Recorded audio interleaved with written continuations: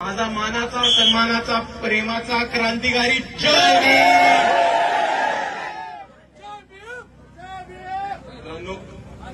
आपल्याला सर्वांना माहिती आहे की आपण आज इकडे का जमलो। 31 तारखेला आपण लांडोर बंगल्यावरती जमण्याचं महत्व आपल्या सर्वांना माहिती आहे।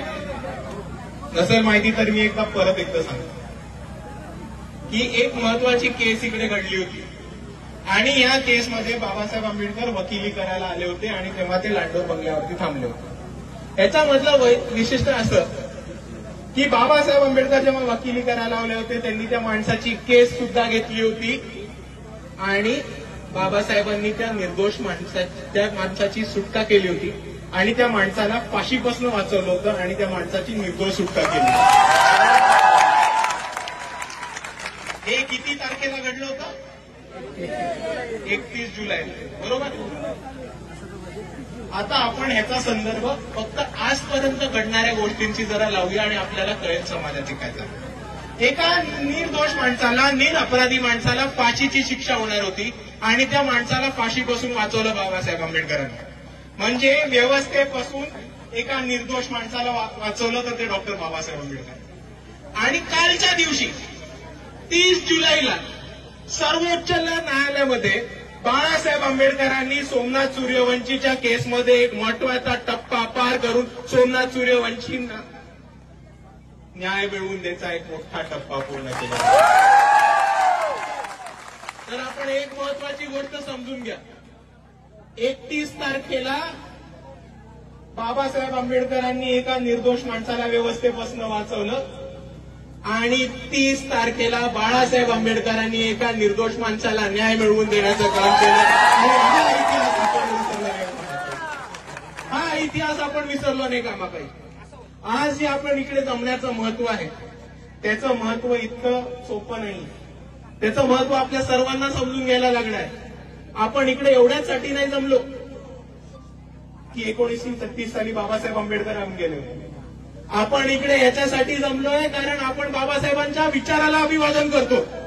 आपण याच्यासाठी जमलोय कारण आपल्याला बाबासाहेबांचे विचार पुढे घेऊन जायचे आणि त्याच पद्धतीने जेव्हा 1936 सालामध्ये एका निर्दोष माणसाला गुन्हा होत होता त्याच पद्धतीने या महाराष्ट्रामध्ये एका पोलिसांच्या मारहाणीमध्ये एका निर्दोष माणसाचा मृत्यू झाला आणि त्याला न्याय मिळवून द्यायचं काम हे बाळासाहेब आंबेडकरांनी केलंय।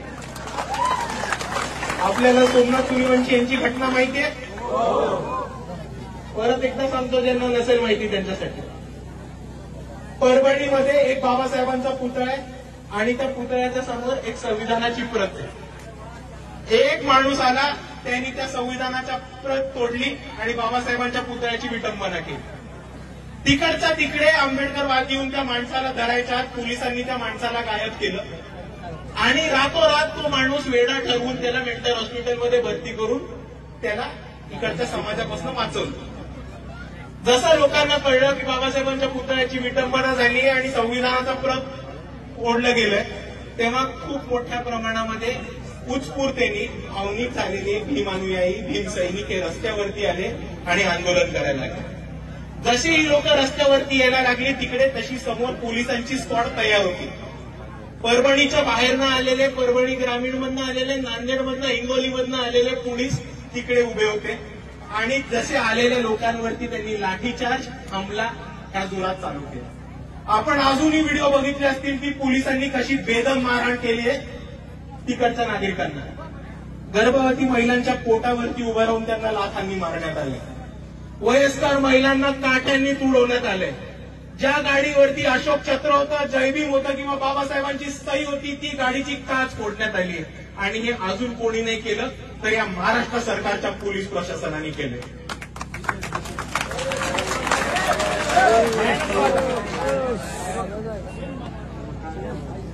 त्याचनंतर पोलिसांनी जेव्हा कोम्बिंग ऑपरेशन केलं, लोकांना उचलण्याचा सुरुवात केली तेव्हा त्यांनी सोमनाथ सूर्यवंशी यांना उचललं, जेलमध्ये नेलं आणि त्यांना पोलीस कस्टडीमध्ये जी मारहाण झाली त्या मारहाणीमध्ये पोलीस कस्टडीमध्ये त्यांचा मृत्यू झाला। त्याच्या तिसऱ्या दिवशी महाराष्ट्राचे मुख्यमंत्री येऊन विधानसभेमध्ये हे म्हणतात की सोमनाथ सूर्यवंशी यांना आजार होता, ते रुग्ण होते आणि त्यांचा मृत्यू आजाराने झाला।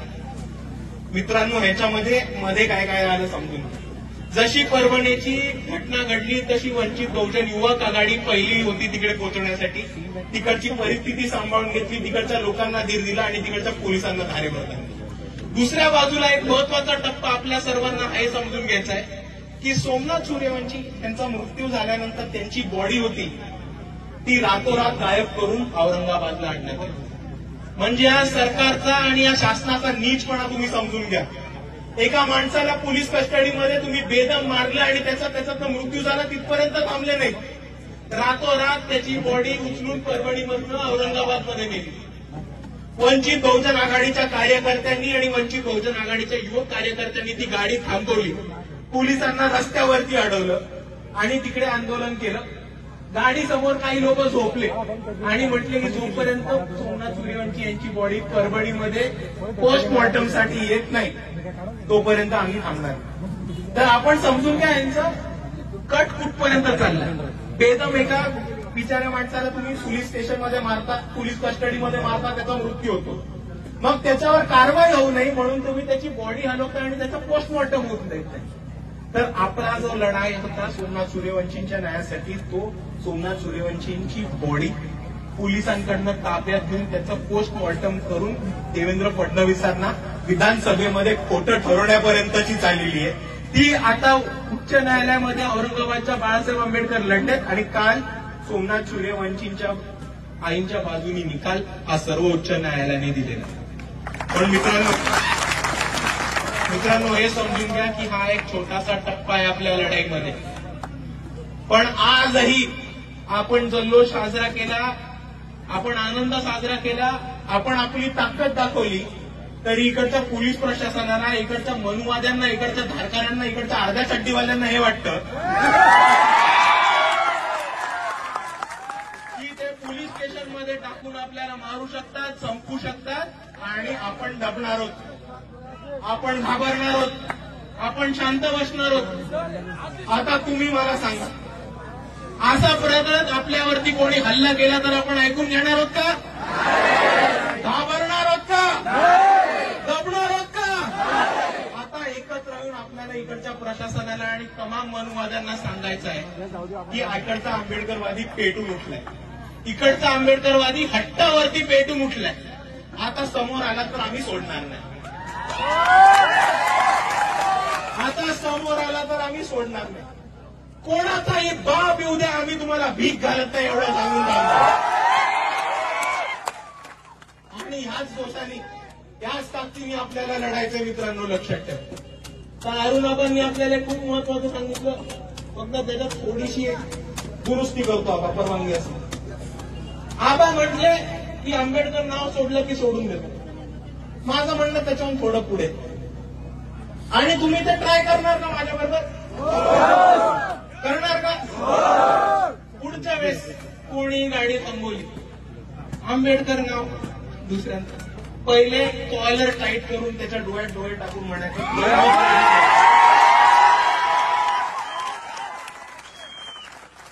कोणी थांबवलं, कोणी अडलं तर डोळ्यात डोळे कॉलर टाईट करून त्याला म्हणायचं, भाऊ मी जय भीम वाला आहे. आता सांग तुझ्या दम आहे का मला थांबवायचा का नाही? एकदा पोलीस असू दे, गाव गुंडे असू देत, भाजपचे गुंडे असू देत, राष्ट्रवादीचा गुंडा असू दे, किंवा नागपूरचे अर्धे चट्टीवाले असू दे, तुम्ही एकदा डोळे डोळे टाकून टाईट करून त्याला म्हणून तरी बघा, मी जय भीम वाला, तू काय करतो दाखव मला. एकदा म्हणून तरी बघा. मग परत तो घरी नाही गेला उलटा तिकडचं करून तर मला सांगा. आणि मित्रांनो ही ताकद आपल्याला मजबूत करायची. आपल्याला आज दिसत असेल की आपण प्रत्येक पायरीवरती पुढे चाललोय, प्रत्येक टप्प्यावरती पुढे चाललोय.